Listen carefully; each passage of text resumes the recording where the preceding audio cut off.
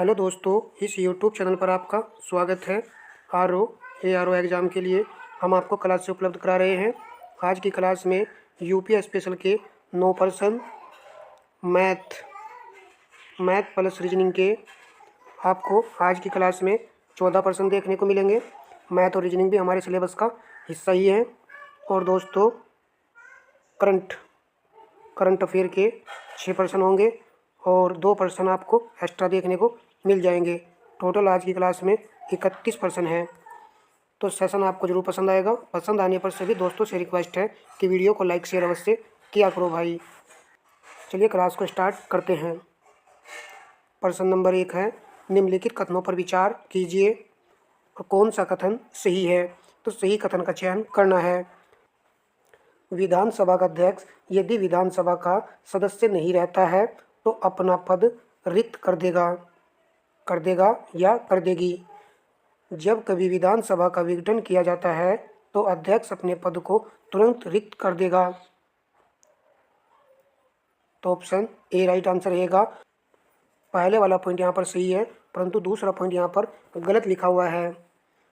जब कभी विधानसभा का विघटन किया जाता है तो अध्यक्ष अपना पद तुरंत नहीं छोड़ता है। आप सब जानते हो कि विधानसभा के प्रथम अधिवेशन तक, जब तक प्रथम अधिवेशन नहीं होता है तब तक वह अपने पद पर बरकरार बना रहता है। तो ए सही था यहाँ पर। प्रश्न नंबर नेक्स्ट लगाते हैं। निम्नलिखित पक्षी अभ्यारण्यों में से कौन सा उत्तर प्रदेश में स्थित नहीं है? पटना पक्षी अभ्यारण्य, जयप्रकाश नारायण पक्षी अभ्यारण्य, चित्रानगुंडी पक्षी अभ्यारण्य, उधवा पक्षी अभ्यारण्य। तो पहले वाला और दूसरे वाला सही है, ये उत्तर प्रदेश में ही है। जबकि चित्रानगुंडी पक्षी अभ्यारण्य ये आपका तमिलनाडु में है और उधवा पक्षी अभ्यारण्य ये आपका है झारखंड राज्य में है। नेक्स्ट प्रश्न देखते हैं। तो यहाँ पर आंसर हो जाएगा, सही सुमेलित नहीं था 3 और 4, तो डी विकल्प सही है। प्रश्न नंबर लगाते हैं 3। निम्नलिखित में से कौन सा सही सुमेलित नहीं है? इस प्रश्न में एक तरफ जो जिले दिए गए हैं और दूसरी तरफ आपको नदी दी गई है। वाराणसी गंगा के किनारे पर स्थित है, सुल्तानपुर गोमती नदी, गोरखपुर क्या कोसी नदी किनारे पर स्थित है? नहीं, इसके लिए आएगा राप्ती नदी। तो यही गलत है, तो आंसर हो जाएगा हमारा ऑप्शन सी, सरयू नदी अयोध्या। प्रश्न नंबर नेक्स्ट देखिए। उत्तर प्रदेश में कृषक समृद्धि आयोग की स्थापना निम्नलिखित में से किस वर्ष की गई थी? किस वर्ष हुई थी? प्रश्न हमने आपको करा रखा है, जो पुराने व्यूअर्स हैं गलत नहीं करना है। ऑप्शन बी राइट आंसर रहेगा 2017। कृषक समृद्धि आयोग बताया था अभी हमने, याद कीजिए। सहज से समृद्धि और सहज से 17 आपको याद रखना है, लंबे समय तक याद रहेगा। प्रश्न नंबर 5 है, निम्नलिखित में से कौन सा एक सही सुमेलित नहीं है? बायोटेक्नोलॉजी पार्क लखनऊ दिया गया है, Tronica City Noida, plastic city Kanpur Dehat, leather technology park Unnao. तो यहाँ पर सही नहीं है ऑप्शन बी, टोनिका सिटी। ये कहाँ पर है? टोनिका सिटी गाजियाबाद में है, गाजियाबाद। अन्य सभी यहाँ पर सही लिखे हुए हैं। एग्जाम में यही प्रश्न पूछे जाते हैं। प्रश्न नंबर 6 है, मिलान संबंधी प्रश्न है। तो सूची फर्स्ट का मिलान सूची सेकंड से कीजिए। सूची फर्स्ट में उद्योग और सूची सेकंड में केंद्र दिया गया है। खेल का सामान मेरठ, ए का 3 आएगा, दिया सलाई बरेली, बी का 4, पीतल का सामान मुरादाबाद, सी का 1, लकड़ी पर नक्काशी सहारनपुर, डी का 2 आएगा। 3 4 1 2, तो ऑप्शन बी राइट आंसर हो जाएगा। प्रश्न नंबर नेक्स्ट लगाते हैं। निम्नलिखित में से कौन सा कोयला आधारित बिजली संयंत्र उत्तर प्रदेश में स्थित है? डारलीपाली, दादरी, सिंगरौली, विंध्याचल। नीचे दिए गए कूट से सही उत्तर का चयन करना है। यदि आपने ऑप्शन सी चुना है तो सही है, दादरी और आपका सिंगरौली कोयला आधारित बिजली संयंत्र है ये, जो कि उत्तर प्रदेश में स्थित है। कल एक प्रश्न यह भी आया था, यहाँ पर लिखा दादरी, आया था दादरा। ये उत्तर प्रदेश का लोक नृत्य है। और डारलीपाली ये किस राज्य में है? तो ये आपका है उड़ीसा राज्य में है। और विंध्याचल ये मध्य प्रदेश में है, एमपी में है। प्रीवियस ईयर क्वेश्चन है ये, एग्जाम में पूछा भी गया है, तो याद रखना है, ठीक है। और डारलीपाली और विंध्याचल ये ताप विद्युत स्टेशन है। प्रश्न नंबर लगाते हैं नेक्स्ट। उत्तर प्रदेश के विभिन्न स्थानों में आयोजित भारतीय राष्ट्रीय कांग्रेस के अधिवेशन के संदर्भ में सूची फर्स्ट का मिलान सूची सेकंड से करना है।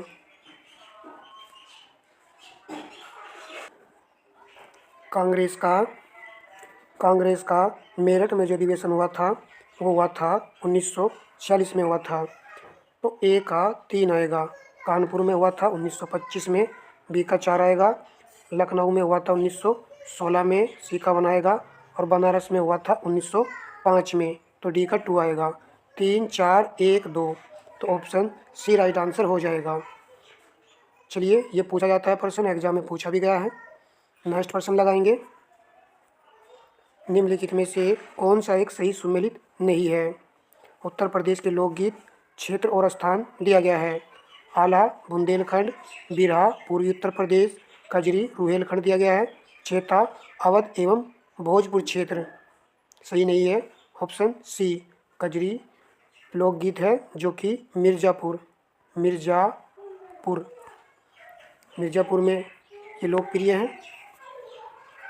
हम आपको प्रत्येक क्लास में सभी तरह के प्रश्न करा रहे हैं, तो प्रत्येक क्लास को वॉच करोगे तभी जा कर के ज़्यादा बेनिफिट देखने को आपको मिलेगा, ठीक है। और जो पुराने व्यूअर्स हैं, क्लास देखते हैं, तो भाई कमेंट कर दिया करो ताकि अन्य विद्यार्थी भी इस बात को समझ सकें। देखिए प्रश्न नंबर 10 है, उत्तराखंड के अलग हो जाने के पश्चात उत्तर प्रदेश में कौन सी जनजाति रहती है? थारू, खासी, बुक्सा, राजी, तो ऑप्शन डी राइट आंसर रहेगा। थारू और बुक्सा जो है उत्तर प्रदेश की जनजाति हैं, जो उत्तर प्रदेश में रहती हैं, जबकि खासी मेघालय में और राजी उत्तराखंड में रहने वाली जनजाति हैं। 10 प्रश्न कंप्लीट हो चुके हैं, जिसमें 9 प्रश्न जो है यूपी के थे, 1 प्रश्न संविधान से था।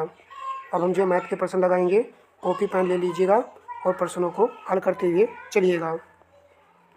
3 संख्याओं में से प्रथम 2 का योग, 3 संख्या हमारे पास है, आप एक्स वाई जेड को जो है मान लीजिएगा। प्रथम 2 संख्याओं का योग कह रहा है, तो प्रथम 2 संख्याओं का योग कितना है? 45 है। फिर कह रहा है दूसरी और तीसरी का योग, तो दूसरी और तीसरी का योग 55 है। तीसरी और पहली के 3 गुने का योग 90 है। 3 गुने का योग 90 है। तीसरी जेड है और पहली एक्स है, इसके 3 गुने का योग 90 है। तो आप इसको 3 से डिवाइड कर दीजिए, यहाँ पर 30 आ जाएगा। तीसरी संख्या हमको ज्ञात करनी है जेड वाली। इन सभी संख्याओं को आप जोड़ दीजिए, यानी कि समीकरण नंबर 1, 2 और 3 करके आप इनको जोड़ दीजिए। जैसे जोड़ेंगे यहाँ पर हो जाएगा 2xyz बराबर, ऐड कीजिए 100 में 30 जोड़ेंगे 130 और 2 से डिवाइड करेंगे तो कितना आएगा? 65 आ जाएगा भैया।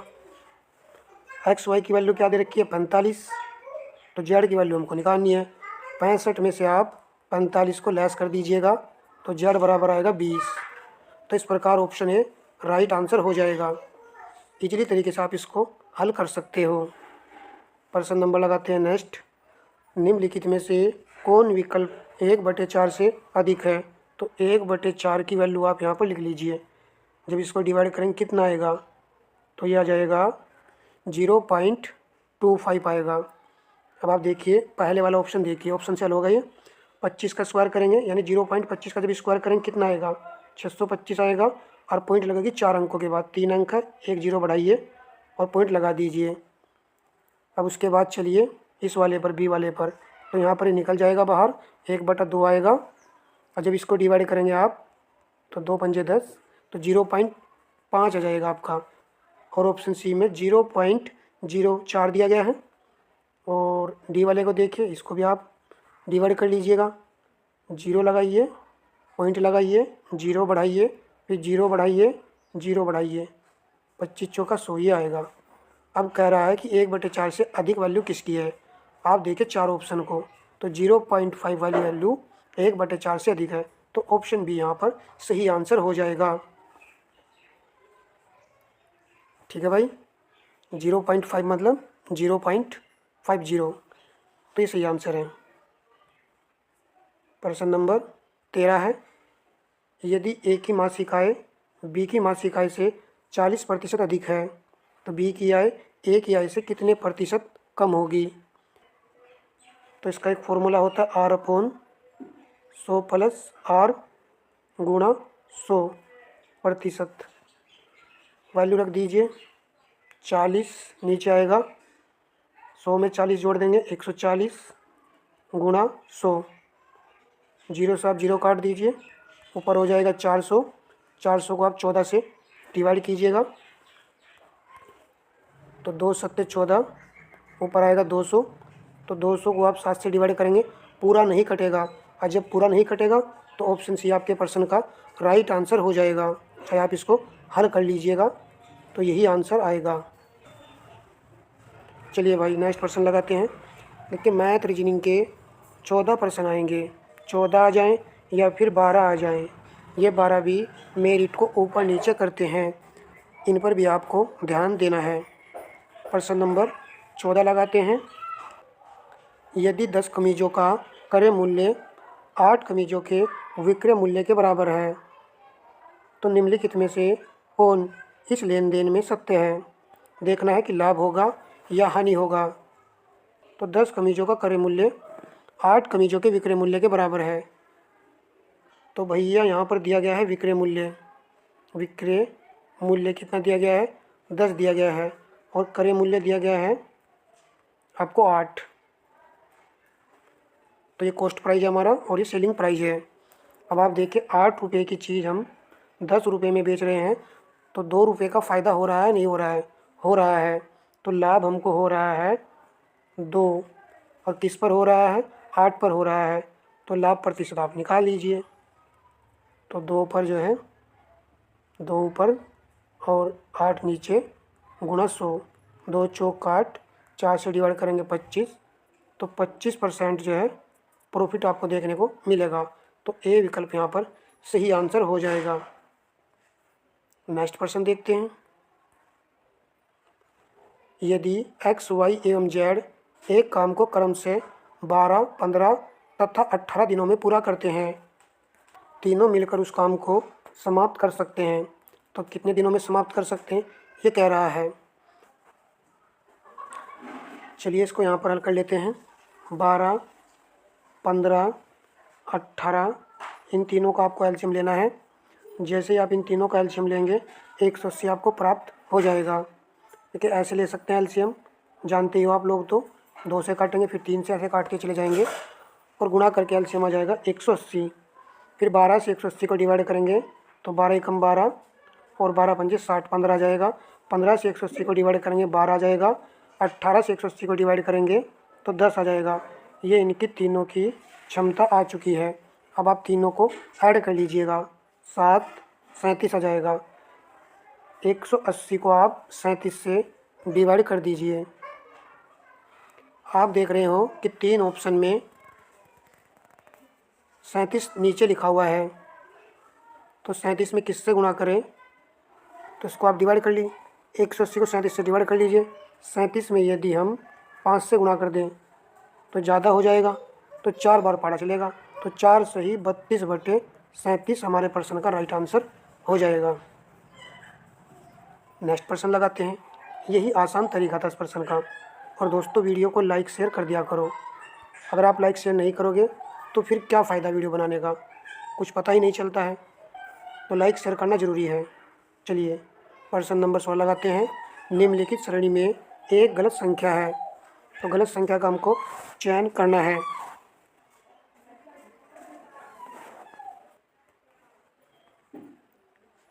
तो यहाँ पर ये आगे बढ़ रहा है, इसका मतलब क्या हुआ कि ये कुछ ना कुछ गुना करके ही आगे बढ़ रहा होगा, क्योंकि लास्ट में सबसे बड़ी संख्या दी गई है। तो आप एक काम कीजिए, यदि 1 में 12 से गुना करें तो 12 प्राप्त हो जाएगा। 12 में यदि 12 से गुना करें तो बहुत ज़्यादा हो जाएगा, तो इसका मतलब ये वाला पोर्शन नहीं चल रहा है। बैक आइए, फिर दोबारा से कीजिए। हमको 1 से 12 बनाना है, तो यदि 1 में 6 से गुना करें और 6 जोड़ दें तो 12 प्राप्त हो रहा है। फिर आप 12 में किससे गुना करें ताकि 65 बन जाए। यदि 6 से गुना करूँ और 6 जोड़ूँ तो ये ज़्यादा हो जाएगा। इसको फिर बैक कीजिए।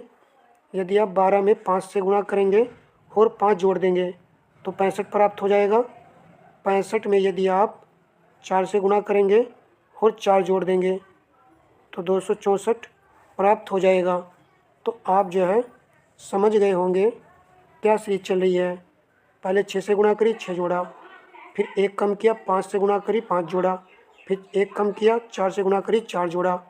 फिर ऐसे ही ये 264 में 3 से गुणा करेगा और 3 जोड़ेगा। तो आप गुणा करके देखिए, 4 तिया 12 और 12 में 3 जोड़ेंगे तो 5, बिल्कुल सही है, 795 ही आएगा। फिर इस वाले में देखिए, 795 में आप 2 से तो गुणा कीजिए, 795 में आप 2 से गुणा कीजिए और 2 को ऐड कीजिए। 5 दूनी 10 और 2 12, तो यानी कि लास्ट में 2 होना चाहिए था, परंतु यहाँ पर 0 लिखा हुआ है तो ये गलत हो जाएगा। यहाँ पर होना चाहिए था 1592। ठीक है दोस्तों, इस प्रकार यहाँ पर गलत संख्या थी 1590। ऑप्शन डी यहाँ पर राइट आंसर हो जाएगा। इस तरीके से आप प्रश्न को हल कीजिएगा इसको। चलिए, काफ़ी अच्छा स्टेप था, सीखने को मिला है। पर्सन नंबर लगाएंगे नेक्स्ट।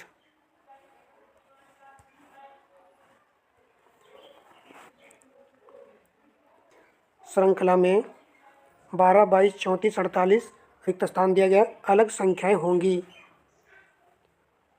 तो यहाँ पर क्या आएगा प्रश्न चिन्ह के स्थान पर, ये देखना है हमको। डैश डैश की जगह क्या आएगा।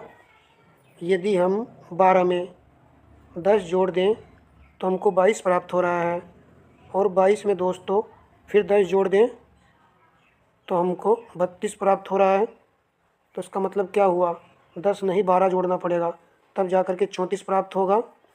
34 में यदि हम 14 जोड़ दें तो कितना प्राप्त होगा, 48 प्राप्त हो जाएगा।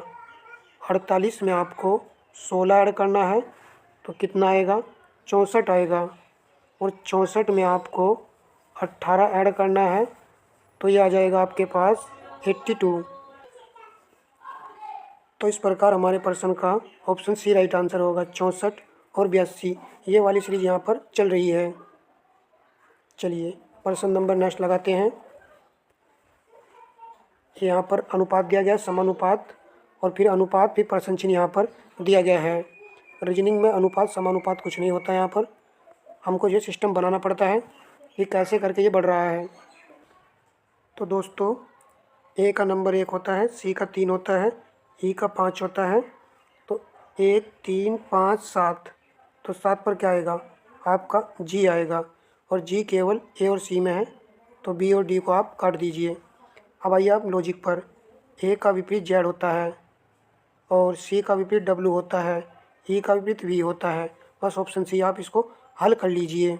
जैसे आप देखोगे कि जी का विपरीत क्या होगा, टी होगा। अब यहाँ पर और यहाँ पर आपको देखना है। अब हमारे पास है एच, तो एच का विपरीत एस होता है, एच यहाँ पर आएगा, एस यहाँ पर आ जाएगा, तो ए वाला विकल्प हट जाएगा और सी वाला विकल्प आपके प्रश्न का राइट आंसर हो जाएगा। बाकी आप किसी भी मेथड से कर सकते हो, यही आसान तरीका था। प्रश्न नंबर नेक्स्ट है। जेड को 26 लिख रहा है, एन ई टी को 39, एन यू टी बराबर है। तो जेड का नंबर ही 26 होता है, एन का नंबर 14 होता है, ई का 5 होता है और टी का 20 होता है। तभी जा कर के इसने इसको 39 लिखा होगा। देखिए यहाँ पर 39 ही बन रहा है, तो इसको लिखिए। एन का 14 होता है, यू का 21 होता है, टी का 20 होता है। ऐड कर लीजिए भैया, तो कितना आ जाएगा, 20 40 50 और 5 55। सी ऑप्शन राइट होगा। नेक्स्ट पर्सन, फोटोग्राफ में एक महिला की ओर इशारा करते हुए, फोटोग्राफ में एक महिला की ओर संकेत करते हुए राम ने कहा, राम ने कहा। अब राम कह रहा है इस फोटो की ओर संकेत करते हुए, वह मेरे दादा के एकमात्र, अब इसके दादा के एकमात्र पुत्र की लड़की वह महिला राम की रिश्ते में क्या है? अपने पे लेकर के इसको सपोज कीजिए।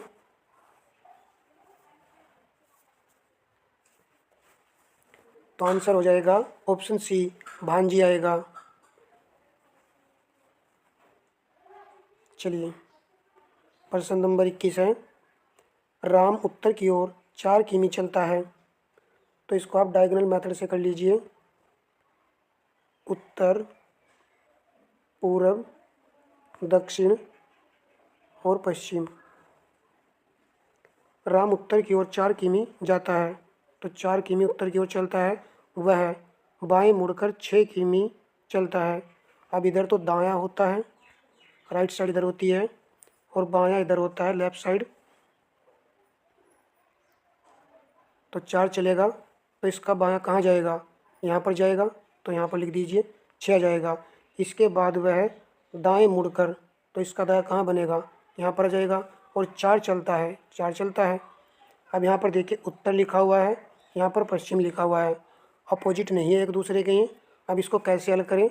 इन दोनों को ऐड कर लीजिए, 8 आ जाएगा, और यहाँ पर 6 ही रहेगा। अब हमने बताया था कि ये वाला जब ये वाली कंडीशन बन जाती है तो क्या बन जाता है? ये ट्राइंगल बन जाता है। तो 8 का स्क्वायर करेंगे 64, 6 का स्क्वायर करेंगे 36, तो दोनों को ऐड करेंगे 100, और ये 10 का स्क्वायर होता है, तो 10 आ जाएगी दूरी, सिंपल तरीके से। बाकी आप इनको चला करके भी कर सकते हो। ऑप्शन सी यहाँ पर राइट आंसर होगा। प्रश्न नंबर 22 है, यदि 18 फरवरी 1997 को मंगलवार था, 18 फरवरी 2000 को कौन सा दिन होगा? तो सबसे पहले देखिए कि ये कौन सा वर्ष है। ये आपका साधारण वर्ष है, नॉर्मल ईयर है, लीप ईयर नहीं है। तो 18 फरवरी से काउंट करना है। 1997 में केवल 1997 में केवल एक दिन एक्स्ट्रा होगा, फरवरी यहीं से स्टार्ट है। इसके बाद में 1998 आएगा, ये भी आपका साधारण ईयर ही है, तो यहाँ पर भी एक एक्स्ट्रा दिन होगा। 1999 ये भी साधारण ईयर, आपका एक दिन एक्स्ट्रा यहाँ पर हो जाएगा। फिर आप आएंगे 2000 पर। 2000 पर फरवरी कह रहा है, तो फरवरी कंप्लीट नहीं हुई है, तो यहाँ पर कोई भी दिन एक्स्ट्रा नहीं होगा, केवल 3 दिन एक्स्ट्रा हुए हैं। तो मंगलवार से आप 3 दिन आगे बढ़ जाइएगा, बुधवार, बृहस्पतिवार, शुक्रवार। तो आपका आंसर होगा फ्राइडे। ऑप्शन सी यहाँ पर राइट आंसर हो जाएगा। चलिए प्रश्न नंबर नेक्स्ट लगाते हैं। ऐसे प्रश्न ही आयोग पूछता है। एक रेलवे स्टेशन के पूछताछ कार्यालय से किसी यात्री को बताया गया कि 15 मिनट पहले ही दिल्ली के लिए एक ट्रेन जा चुकी है। 15 मिनट पहले ही, तो यहाँ पर आप 15 मिनट पहले ही दिल्ली के लिए ट्रेन जा चुकी है। प्रत्येक 45 मिनट बाद दिल्ली के लिए दूसरी ट्रेन छूटती है। तो 15 मिनट पहले चली गई है, इसका मतलब क्या हुआ? 30 मिनट, 45 मिनट बाद ट्रेन जो छूटती है, तो वो 15 मिनट जो है लेट हो चुका है। अब उसके पास 30 मिनट बची है। अगली ट्रेन 8:30 बजे रात्रि छूटेगी। उस यात्री को उक्त सूचना कितने बजे मिली थी? जाहिर सी बात है, इस सूचना उसको 8 बजे मिली थी, और 8:30 बजे ट्रेन है, 15 मिनट वो पहले लेट था। तो ऑप्शन बी यहाँ पर राइट आंसर था। प्रश्न नंबर 24 है, नीचे दिए गए चित्र में कितने वर्ग हैं? नीचे दिए गए चित्र में कितने वर्ग हैं? वर्ग हमको काउंट करने हैं। तो यहाँ पर देखिए आप इसको आप ऐसे आगे बना लीजिए, 1 लाइन 2 लाइन, फिर बीच में लाइन खींच दीजिए, 1 2 3 नंबर डाल लीजिए, फिर इधर 1 और 2। क्या करते हैं, जब ये बराबर ना हो, समझ रहे हैं आप, यदि यहाँ पर भी 3 होता, ऐसे कॉलम आगे बन जाता तो फिर तो आसानी हो जाती, परंतु जब ये बराबर ना हो तो इस 2 की गुणा 3 में होती है, तो 2 की गुणा 3 में करेंगे 6 आ जाएगा, और इस 1 की गुणा 2 में होगी, तो 2 ही कम 2, इन दोनों को ऐड कर लीजिए 8। यदि आपने ऑप्शन सी चुना है तो गलत चुना है, 8 नहीं होगा 9 होगा, तो डी विकल्प यहाँ पर सही होगा। इसको ध्यान से देखिए, एक ये वाला भी यहाँ पर वर्ग बन रहा है, तो 8 में आप 1 और ऐड कर दीजिए, 9 आंसर यहाँ पर आ जाएगा। चलिए भाई नेक्स्ट क्वेश्चन लगाते हैं। विद्यार्थियों की एक पंक्ति में राम बाएं से 11वें स्थान पर है, तो बाएं से राम, ऐसे चलाइए आप इसको, बाएं से ये 11वें स्थान पर है राम, सीमा दाएं से 7वें स्थान पर है। अब दाएं से आप इसको ऐसे चलाइए, सीमा है जो कि 7वें स्थान पर है, इधर दायां होता है आपका, ये तो आप जानते ही हो, इधर बायां होता है। यदि वे अपना स्थान परस्पर बदल लेते हैं तो सीमा यहाँ पर आ जाती है और राम यहाँ पर आ जाता है। तो फिर कह रहा है राम बाएं से 15वें पर पहुँच जाता है, तो राम जो है बाएं से 15वें नंबर पर पहुँच जाता है, 15वें स्थान पर पहुँच जाता है। बताइए कि कुल कितने विद्यार्थी हैं, तो 7 और 15 को ऐड कर लीजिए, 22 आएगा, 22 में से 1 कम कर दीजिए तो 21 आएगा। ऑप्शन सी यहाँ पर राइट आंसर हो जाएगा। चलिए और भी आसानी से कर सकते हैं हमको राइट और लेफ़्ट को ही जोड़ना होता है। राम यहाँ पर 11वें स्थान पर है, इसको मत देखिए, सीमा 7वें स्थान पर है दाएं से, और राम बाएं से 15वें स्थान पर है, तो इन दोनों को ही आपको ऐड करना है 22, और इसमें से 1 घटा देना, 21 आ जाएगा। आसान है बस। चलिए प्रश्न नंबर नेक्स्ट लगाएंगे, 26वां प्रश्न है, मिलान करना है आपको, सूची फर्स्ट का सूची सेकंड से मिलान करना है। फ्रंटियर दुनिया का सबसे तेज सुपर कंप्यूटर है, तो ए का 1 आएगा, ऑप्शन ए और बी में है। एरावत PSAI ये भारत का सबसे तेज सुपर कंप्यूटर है, तो यहाँ पर 4 आएगा, तो ऑप्शन बी यहाँ पर राइट आंसर होगा। PSLV C57 के द्वारा आदित्य L1 मिशन को लॉन्च किया गया था, और LVM-3M4 के द्वारा चंद्रयान 3 को लॉन्च किया गया था। मोस्ट इम्पोर्टेंट पर्सन है, जानकारी काफ़ी अच्छी यहाँ पर दी गई है।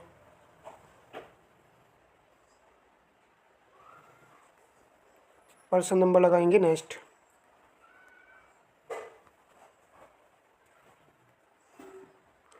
स्टैचू ऑफ सोशल जस्टिस से संबंधित निम्नलिखित कथनों पर विचार कीजिए, सही विकल्प का चयन करना है।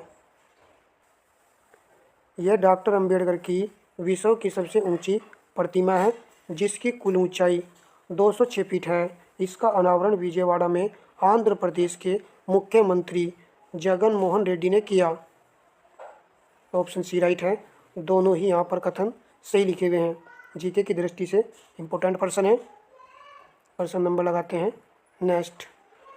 20 से 28 नवंबर 2024 के मध्य आयोजित 55वें भारतीय अंतर्राष्ट्रीय फिल्म महोत्सव के दौरान किसे पर्सनैलिटी ऑफ द ईयर पुरस्कार प्रदान किया गया है। ए राइट आंसर रहेगा विक्रांत मेसी को। पर्सन नंबर नेक्स्ट है। 26 नवंबर 2024 को प्रख्यात मिसाइल वैज्ञानिक डॉक्टर जयतीर्थ रागेंद्र जोशी को किस पद पर नियुक्त किया गया है। ऑप्शन बी राइट आंसर है, ब्रह्मोस एरोस्पेस के प्रमुख बने हैं। नाम है इनका जयतीर्थ रागेंद्र जोशी, इंपॉर्टेंट पर्सन है। पर्सन नंबर नेक्स्ट है। 21 नवंबर 2024 को गुयाना के राष्ट्रपति डॉक्टर मोहम्मद इरफान अली ने किसे देश के सर्वोच्च राष्ट्रीय पुरस्कार द ऑर्डर ऑफ एक्सीलेंस से सम्मानित किया है। तो सी राइट आंसर है, प्रधानमंत्री नरेंद्र मोदी जी को।